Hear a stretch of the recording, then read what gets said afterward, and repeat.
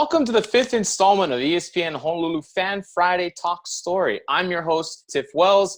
With me today is former Hawaii football offensive lineman, 2016 Ben Yee Most Inspirational Player Award winner. You see him on Spectrum Sports. You hear him on CBS 1500. You see this guy everywhere on the island. We want to welcome in Reginald Andre Hollis Jr. We all know him as RJ. RJ, welcome to Talk Story. I just want to say that was probably one of the best introductions I ever got. So I appreciate it so much, and I definitely feel welcomed after that. Thanks for having me on. Of course. You know, we have this on Zoom. We see you on the video. Everybody sees just how charismatic you are and just a likable personality. How come? Why are you always so happy? I mean, like I said, growing up in life, you know, I've been through a lot. I can honestly say I've been through a lot. But the one thing I've definitely taken from a lot of the things I've gone through is just your perspective and your attitude towards a lot of things can definitely change how you approach them. You know, if you think something's going to be bad, well, if it turns out to be bad, then you've already made bad worse. If you go into everything with, an open mindset and a happy mentality and kind of looking at it as a glass half full type thing, it kind of helps you nudge through life more. And I think, having that mentality has helped me get through a lot of challenges. So after a while, it just becomes easier to have a smile on your face. Not to mention, it takes more muscles to frown than to smile.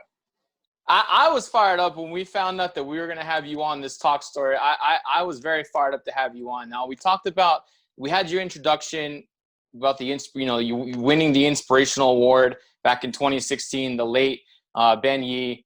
To win the award, he was more than just a booster. What did he mean to you in your time as a Rainbow Warrior? Well, I mean, let me start with this. I was somebody who, when I came into the University of Hawai'i, I definitely tried my best to look at the legacy, try to look at the history in order to appreciate it more, to make myself a part of the history and know what I'm trying to leave as a legacy going forward. When you look at people, like Ben Yee and TC Ching and a lot of other, former alum or booster or whatever, you want to call them, those are people that are a lot behind the scenes. I mean, when you talk about like the Manoa Football Club or people like that are behind the scenes that help build everything that us players, when we were players and players that have come through experience what they've experienced, get what they get. So to, even get the Ben Yee Most Inspirational Award was one thing, but actually hearing the history about it, because there was a small period where the Ben Yee Inspirational Award was removed. They weren't giving it out at UH. When they brought it back, I was the first one to win it. I had a long conversation with Coach Rolo, with Nate Jackson, who was the 2000 Most Inspirational Player. So, people like him, they add to the legacy. They make you proud to have been a Hawaii Warrior. And, I think that's just when you think about people like Ben Yee, TC Ching, the Manoa Football Club, and all the great behind-the-scenes work that goes on. He's just a great person. Great. Let's take it back to the mainland. You're born in Jasper, Alabama. Now I have to ask: is the family? Are you guys Roll Tide? Or are you War Eagle? Oh yes, Roll Tide. It's all Roll Tide, crimson and white since diaper days. And I think I got of my entire family, my mom and my dad's family. I believe I have one Auburn fan on my dad's side, and she, proudly flies the blue and orange, but she don't get much love when everybody watching the Iron Bowl together. So, yeah, definitely Roll Tide on my family side. You mentioned the Iron Bowl. For those that haven't seen it live, of course, they show it on CBS year in and year out. But for those that haven't been to a game, let alone an SEC game in general, describe in a few words that atmosphere. I can describe it in one word: indescribable. I mean, and that's not even trying to oversell, what you believe to be a college rivalry, but you got to understand that there have been people that have done jail time over this rivalry. There have been people that have been in sentencing and their final words were Roll Tide. There has been, fights every year. There has been the biggest clashes with some of the best teams and most talented people. But the one thing that solidifies the Auburn-Alabama rivalry is the honest-to-God competitiveness. When Nick Saban went on this little tear that still is going on, this little tear he's been on, I mean, yeah, he's had to battle, Clemson, and he had little spans where he's had to battle LSU, but there's only been one team his entire tenure that's always given him problems, and that's the Auburn Tigers. Whether they're going for a national championship, and this is being Alabama, whether they're going for a national championship, they're undefeated, they're playoff bound, they got Heisman winners, they got 10 first-rounders. When they go down to Auburn or Auburn comes up to Tuscaloosa, trust and believe. Everybody there knows this is going to be a good football game. There is not going to be any sort of domination, no matter how dominant either team may be. We know you've grown up as a Bama fan. You still have that passion for the crimson and white. What sports besides football did you grow up playing? Well, actually, I was kind of a playground kid, so if it's a ball and we picking teams, I'm on it. Honestly, to be real with you, my favorite sport was tetherball. Actually, the elementary school I went to, there were 4 tetherball poles that would be lined up, and every morning at recess, I mean, you're talking about almost 100, 150 kids waiting to be one of the 8 playing in a tetherball game, and I actually never heard of it because this is when I moved to Phoenix, Arizona, and I had never heard of tetherball prior to, seeing it up there, and I'm like, oh, that looks interesting, and you got people slapping the ball around and spinning around on the string, and it's like, once you learned it, it was actually quite intense, and that was one of my favorite sports. Like, I always tried to get there first. Another one was dodgeball. Like I said, playground kid. Like, I played basketball, baseball, you name it, all the basic sports you have at a competitive level. I've played all of those, but I did take a liking to a lot of the unorthodox sports just because you didn't see them as much. It's a lot more fun. It's a lot less pressure. So, tetherball, dodgeball, stuff like that, that's actually the sports I like the most. When did you start getting into Pop Warner football, and were you always given the offensive line position? No, so actually when I first wanted to start playing with my grandfather, I actually wanted to be a wide receiver. I was really good with my hands. I could run pretty decently, but I was tall for a young kid and I could catch. So wide receiver was the first position I kind of went out for as I got older into my preteens, and genetics and McDonald's kind of started to take its toll. I went from, a guy that's going to catch the ball to like, hey, maybe you should put your hand in the dirt. But I actually started playing lineman when I was around 12 years old. So this was actually back in Alabama, I was on a team called the Southside Comrades. And with 11 players, we made it to our Toy Bowl championship, and I played both sides of the line, and ever since then, I've been playing lineman. So about 12, 13 is when I truly started playing lineman. Any good or any funny stories from when you played Pop Warner? Good or funny? I mean, I actually think most of my Pop Warner stories were funny. I mean, one of like I said, the South Jasper Comrades, the team that I was on, we actually only had at max roster 12 players. So most of the time we're facing teams and we only got 9 or 10 guys. Yet somehow we managed to get all the way to the championship, where we did get thumped 50-0. So it wasn't like, it's not like a full-fledged Cinderella story. Like, we made it there, but, it got a little ugly at the championship game. But I would think just the camaraderie of that team and being in that environment, in South Jasper, we didn't have a lot. We weren't given a lot of the resources that some of the bigger teams had. We played a team called John Carroll in the title game, and they showed up in bus.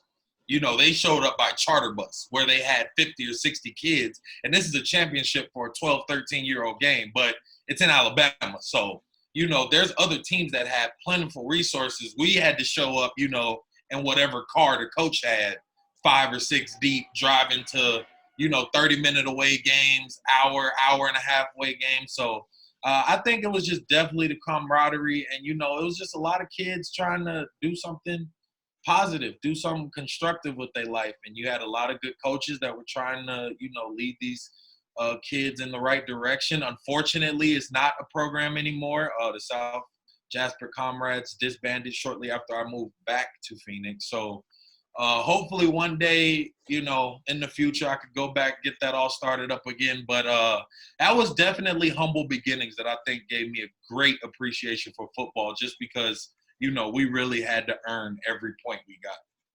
We talked about you growing up, born and raised over in Alabama. You moved to Phoenix. What colleges were interested in you as you became a junior and senior, and you got to be pretty good at football? Actually, there was a lot of schools. Fresno State was a very big interest my junior going into senior year. Idaho, Arizona State and Arizona, with Ty Graham switching off with Dennis Erickson. I had done a couple big man camps up there, one in which our team took first place, did good in the one-on-ones. BYU was the first Division I school to ever show me like attention and send me letters and kind of reach out to me. But sort of going into my senior year, there was a few schools, some situations happened that kind of, led me having to go to junior college route. But everything happens for a reason, and now I am a proud Hawaii alum that gets to continue contributing to that legacy. So, there was quite a few schools when I was a junior and a senior, but, I had to go to JUCO route and ended up here at the University of Hawai'i. That was going to be my next question. You go the JUCO route, you play a season, you don't allow a sack the entire season. Take us through that recruiting process and what led you to become a Rainbow Warrior. Well, actually, it was a very, very quick recruiting process, because in junior college, the first school that actually reached out to me was Tennessee, University of Tennessee Volunteers. They had a coach stop by in Scottsdale, Arizona, before he headed out to Colorado, and he let me know that they have one more scholarship, and they're going to see if a kid in Colorado is eligible. If he's eligible, they're going to take him, and I would have to wait till the following year. So a couple hours later, he calls me, notifies me that the kid is eligible. They're going to offer him. So the following year, Tennessee would be interested in me, but it had not, been a direct offer. Probably a month or so after that, I get a call from Coach DJ, the defensive back coach, and he let me know that he was in Scottsdale, that Coach Tony Tuioti had saw my tape, that he liked me, that they were interested, and he wanted to just talk and get a few things out of the way. We talked, I kind of let him know my situation, let him know I was a qualifier and I could go whenever. And I want to say within the next 3 weeks, they flew me out to Hawaii, my mom flew out. It was me and her. It was a solo visit, and usually visits are in groups. They have a bunch of recruits, but it was a solo visit. We were out in Waikiki, just beauty of the ocean, all that stuff. It kind of it sucked me in pretty quick. So, kind of feeling the vibe of where I was going to live outside of football, because football's football wherever you play it at, especially if you're a lineman. I feel like when you're a lineman, it's a lot more of a grind, where everybody else gets to be all happy and toss the pigskin out. It's like you're going to get in a fist fight today. You're not going to, there's not going to be no, oh, yeah, you threw me the ball, touchdown, good job. No, we putting in our mouthpieces, click, clack. And when you don't have that for 8 months, where are you going to be? And I thought the idea of being in Honolulu, Hawaii for 8 months out of the year was absolutely awesome, man. And I still that decision. And if your number's not called by the PA announcer, it's a good game. It's a good day, right? It's a great game. I'm not even here. You don't even – I go in and out of the game, non-existent. All right, last question before we head to our break. We get to the 2014 season after you had redshirted in 2013. 9 games in, you hadn't gotten into a game. You make the travel roster. You're at Colorado State. When your name is called to go into that game, your first collegiate game, what are the feelings? What's the emotion? Well, it's funny because Rob DeMello actually posted a story, I think, following that season before I started in 2015, where there's a B-roll or a short snippet of me like really going into the team saying at the end of the day, it's squad, mano y mano. Well, that was about 20 minutes before they told me I was going to go in my first game. So I was already kind of fired up. And like, I was never shy about being a passionate guy. I was never shy about being an outspoken guy. I gave that speech and I didn't even start. I didn't think I was going to touch the field. So it didn't matter to me whether I was going to play or not. But something that happened in that game that got me fired up, and I couldn't help myself. I went in there. I gave a speech to the team. I really tried to get them to rally. And, 20 minutes later, they called me. So I was already fired up. I was like, oh, perfect. This is great. Awesome. Let's do it.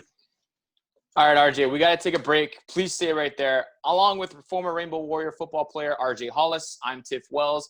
You're listening to ESPN Honolulu Fan Friday Talk Story.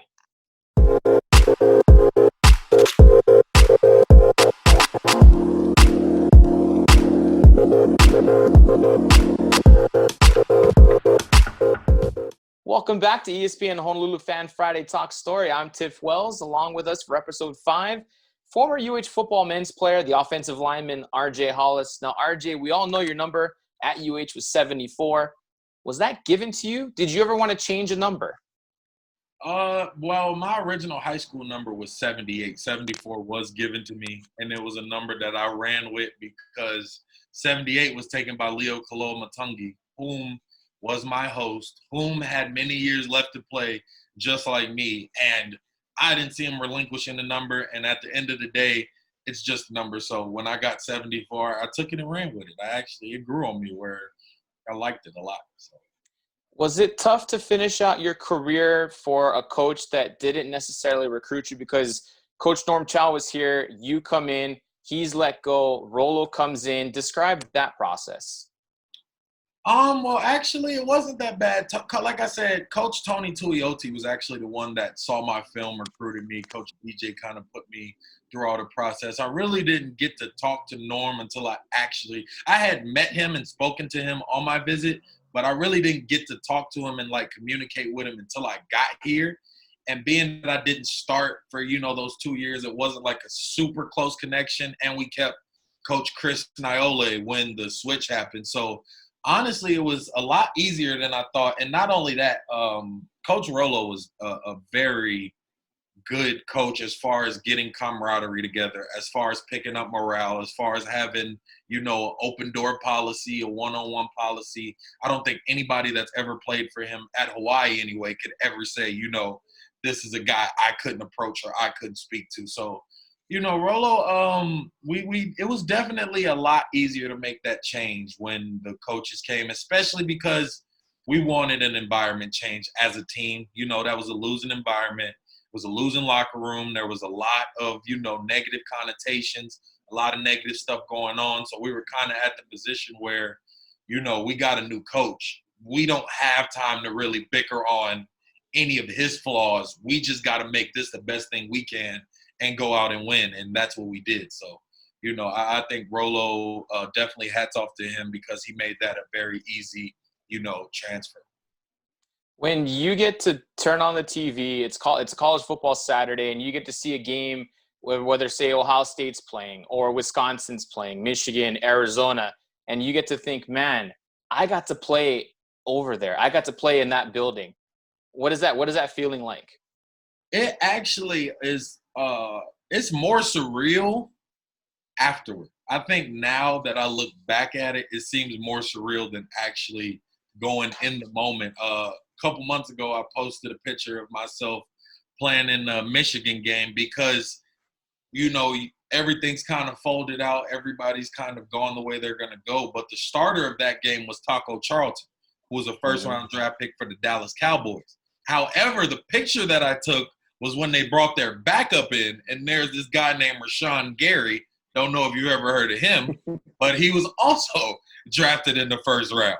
So they had another guy on that D-line named Maurice Hurst. Don't know if you ever heard of him. He's also an NFL player. So it's like, when Chase Winovich was on that defense. I mean, when you look at it, it's just Jabril Peppers. I had to block him on a couple of plays. So it's like, when you look at that defense and where some of these guys have ended up, just to know that you played a full 4 quarters with them, and granted, it's a team sport. There's 22 starters, so one good performance is not going to help the whole team. But at the same time, to know that you went out there, you faced first rounders, you didn't give up sacks, you weren't on nobody's highlight tape. That's just a great feeling. And honestly, that is what helps me in what I'm doing now. That's things that you can attribute to legacy, going to play the Ohio State. My first away start was a guy named Joey Bosa. So, and the reason I saying a guy named is because if anybody follows sports and football, these people, who their names are. Yet I came to quote unquote mid-major Hawaii where, they say you play Mountain West guys and they're supposed to be nobodies and all this, but it's like, I had to line up one-on-one with first rounder after first rounder after first rounder. And to know that I did that and made it through 4 quarters and wasn't on their highlight tape and, they all shook my hand with respect after the game for good competition, it's crazy. But, I think it seems more surreal now being years out than when I actually was in the big house and actually in the horseshoe.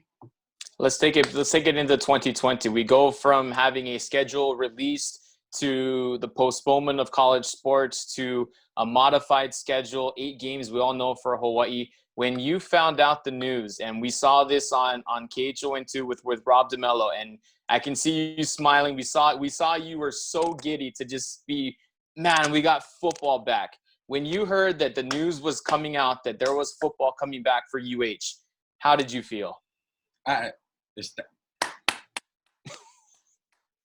Ecstatic. I mean, ecstatic. I love football. I mean, I can't get away from it. The more, even now, not being a player, I kind of pay attention to it almost more than I did when I was a player, because when you're doing it and you're in it and every day you're hitting and you got sore body parts and all that, you kind of want to take a break from it. It's like work, but now it's like I can't get enough of it. And I honestly believe that COVID was going to sideline the season altogether.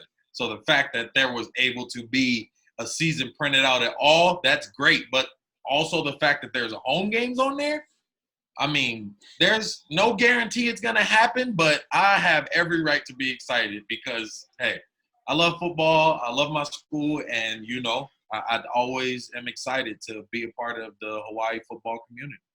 You're an analyst here on CBS Sports for high school games. You're on the pregame, postgame crew for Spectrum Sports for the UH games. You've done some TV work as well for some of the high school games. You're just getting into the local sports media community. Just how much fun are you having? Too much fun.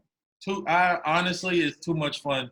I don't feel like I'm working. I honestly, feel like that I'm coming in and just given an opportunity to speak. Like, not I'm actually being paid for certain stuff. Like, like I said, I love the sport of football and being in the media, being able to always be around the sport, whether it be high school, whether it be college, and being able to talk to some of these players, from college guys like Chevin Cordero and, Cedric Bird and JoJo Ward, all the way to doing interviews with a Fa'atui Tuitele or a Kanai Maunga or, a Titus Mokiao Atamalala, which none of these names I could say before. But as you can see, I'm definitely working on that part. You got it. Yeah, but it's amazing, man. And, the community here has really, I feel like, accepted me. I feel like they really wrapped their arms around me. Like, a lot of people have given me a lot of help for information. People have let me co-host on their show. They've let me call in. Rob DeMello, obviously being somebody I give much credit to because that was where I started all of this. That was who I interned with. I did a lot of groundwork with Sam Spangler. I did a lot of work with Josh Pacheco, with Mark Veneri, just so many guys that have, Felipe Olajastro, Tiff Wells. Like, there's so many people that just, give me opportunities to put my opinion out there about the sport. And, it's just great that there's so much acceptance. And I feel honored just to be a part of a place where football is king and they're allowing me to give my 2 cents on football. And sometimes I even get paid for it, which I'll do it for free. So, the fact that I could even be in this, it's just a blessing, and I'm honored to be a part of it. And even more so that they let me into the high schools where it's more personal. You go down to La EA and you see all red, and then you go to Y and I see the dark blue. You go to Millville, and Rod York runs everything from the 11U's all the way up. So, it's just being a part of that community, being a part of that environment, and getting to meet so many people. I really love it. I'm enjoying it. I'm having a great time, and I hope it continues. I really hope it continues. Hypothetical question. If you were still playing at UH and it was under the time where, of course, we're in COVID, and say practices weren't going on, the weight rooms were closed, how would you take it upon yourself to still get in reps, get in and stay in shape? Film. Honestly, that's one of the big resources, and that I tell to any, guys I talk to that play there now, anybody I talk to that plays high school. Film is everything. Learning the game and knowing the game is everything. I mean, people always want the size, they want the strength, they want the speed and the physicality, but I don't think people really grasp the concept, especially in football, because, everybody's held to this like macho, big, strong standard that they think, oh, as long as he's big and fast, he should be fine. But what they don't understand is there's some guys out there so intelligent that they're diagnosing entire plays before they happen, that they're diagnosing coverages, they're picking up blitzes, they're doing stuff like that, where watching film is how you pick up on that. Leo Kaloa-Matungi was one of the most studious offensive linemen I've ever been around. And there was not almost any game we could go to where they could throw anything at him he didn't know. And that's one of the biggest reasons he ended up in the NFL, is because he was diverse. He knew the game. He could break it down. One thing that's called a cut block, where offensive linemen kind of dive for the other lineman's legs, that was a no-no for me. I would never do it. I never felt like being on the ground was something you should do. I always felt I was fast enough to get around it. Leo, when we played Cal in Australia in 2016, made me dive on the ground 2 times off of his say-so. And if he didn't say it, I would have never done it. But knowing how much Leo knew in the game, the confidence I had in him, the camaraderie we had, as much as we had been taught by Coach Chris Niole, who was an 11-year NFL vet, feeding us information all the time, you just know that film, studying, everything, that is a major, major, major, major part of the game. So if you don't have the weight room, if you don't have a field, if you don't have anything, study your craft, master your craft. If you're a receiver, look at the releases, look at the press, look at the coverage. If you're a D lineman, look at pass blocking, look at how they punch, work on your pass rush moves, Just have, the knowledge to help you continue being a great player when it does get back to where you can lift weights and you can run. You're very active on the Twitter, and you see athletes that are, 1-star, 2-star, maybe no stars. When you seek out these players that don't have a very high grade, what are you trying to get across to them to help influence them, or help to, prep them, get them better to when they try to make that next level to play and make that jump from high school to collegiate ball? Yeah. Well, the biggest thing is you just let them know the stars can't save you. So whether you're a 5-star or no star, as a 5-star, don't feel like you can walk on any field and just have it, because there's a 0-star that'll take your scholarship. And if you're the 0-star, don't feel like because you have no stars, you can't go out there and get one. This is what I tell kids all the time, especially those in high school. You can have 10 million offers. You're only going to one school because you're only one person. So at the end of the day, work hard and your opportunity will present itself. Like I said, Tennessee was the first school that showed me heavy, heavy interest and brought a coach to meet me face-to-face. That's Power 5, that's SEC, that's major football. That opportunity falls through, and I end up at Hawaii, where I still face off against 4 first-rounders, one being the number 1 projected draft pick on my first away start in Joey Bosa. So, the opportunities always present themselves. Even if you look at the NFL top 100 from last year, the top 4 players, Russell Wilson, Patrick Mahomes, Aaron Donald, Lamar Jackson, all 3-star recruits. All 3-star recruits. And now these are the 4 best players in the NFL. So leave the hype for the people that want to get hype. At the end of the day, in the sport of football, nothing can save you. You have to really be able to line up in front of somebody that wants a scholarship or doesn't want it and prove that you want it. So if it's a 5-star that has had offers given just because they're 6'6", 250 and running a straight line, and you're the 6 foot, 280 offensive tackle that has to line up against him, well, I guarantee you after 5 of the pancakes you put on him, one of those offers will come to you. So never, I always tell kids, work. Just keep working. Study your film. Do push-ups. Hit the weight room. Be able to take constructive criticism. Talk to your coaches and get your critiques, because the last thing you want to do is let the opportunity present itself and you're not ready. NFL, a quarter of the season is already complete. Who is your representative in the Super Bowl for both the NFC and AFC? I mean, I'm not really much of a prediction guy. I'm a Tennessee Titans fan. We're doing 3-0, but even as a fan, I wouldn't put us in the Super Bowl. I would definitely have to say for the AFC, it's probably going to be Kansas City. I mean, Patrick Mahomes is just doing silly things right now. His dismantling of the Ravens a week or so ago was kind of an eye-opener for a lot of people, fans and analysts alike, just because he's pulling magic tricks. So it's kind of hard to see a defense being able to stop him. I can see, surprisingly, a Cam Newton-led Patriots giving them trouble just because that defense with Bill Belichick is kind of the only Achilles heel that the Kansas City Chiefs have. As far as the NFC goes, it ain't going to be the Falcons. I can tell you that. I mean, even if the Falcons went 10-0, something tells me they can blow that lead and lose the next 8 games. So Tom Brady and the Bucs are looking good. A lot of people want to put flame on him, but I don't think they realize this man's 43 years old. So, after winning 6 Super Bowls and playing 20 years, you kind of can take a little heat off your out route. But yet still, Pro Football Focus says he's top 3 in big-time throws. He's still able to make stuff. He has injuries. Leonard Fournette's down. Gronk's coming back out of retirement. You have Mike Evans that you're trying to make things work with now, while you can't necessarily get, your long balls, your go routes, what you broke the record with Randy Moss. You can't really get that. But as far as the NFC goes, that's a team I'm surprisingly heavy on right now. I mean, the NFC East, if anybody, I think they should get their playoff ticket pulled the way they play it. I think you should just remove the whole conference, but that's just me. But, so I wouldn't say any of them. The 49ers,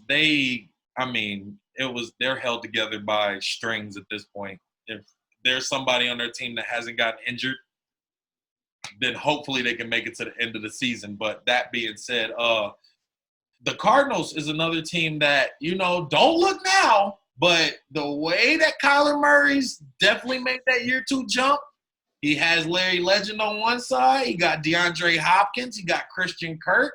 I'm not saying jump super heavy on the bandwagon, but the NFC I feel like is a lot more wide open than the AFC, which I think you can deduce to either the Patriots, Chiefs, or Ravens.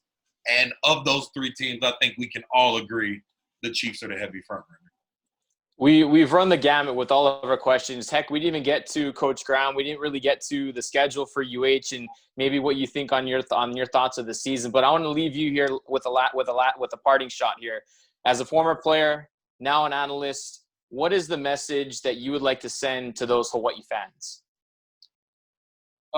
Kind of the same message I said after the San Diego State game was won. The ball's in your court. At the end of the day, we know what it was like when Chow was here. I played in it. A lot of you watched it and covered it. We know what that situation was, and we're not going to harp on it. What you're looking at now is a totally different team.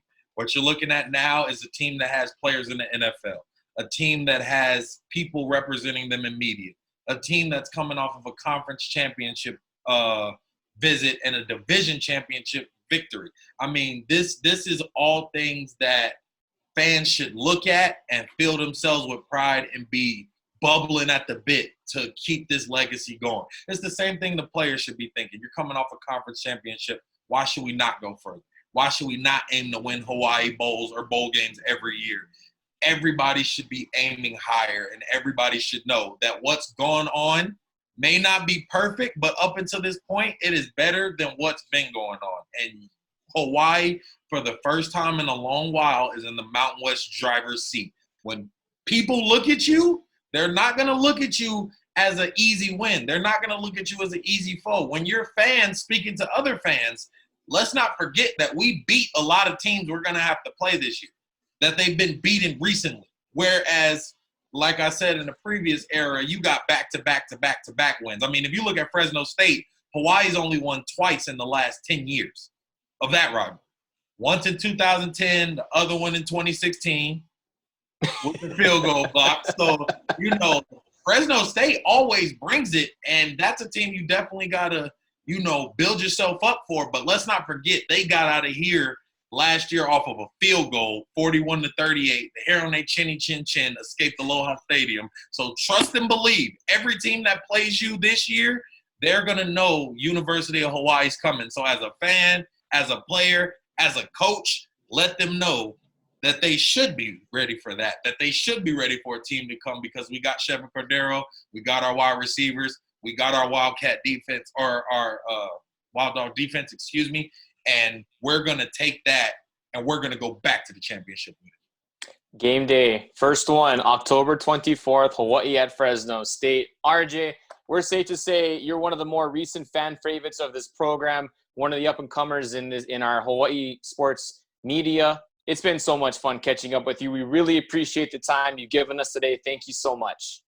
Thank you so much for having me. I appreciate any time I could be a part of it. For RJ, for the rest of us here at ESPN Honolulu, I'm Tiff Wells saying thank you for joining us here on the 5th edition of ESPN Honolulu Fan Friday Talk Story. Until next week, wear that mask, stay safe, and be socially distant.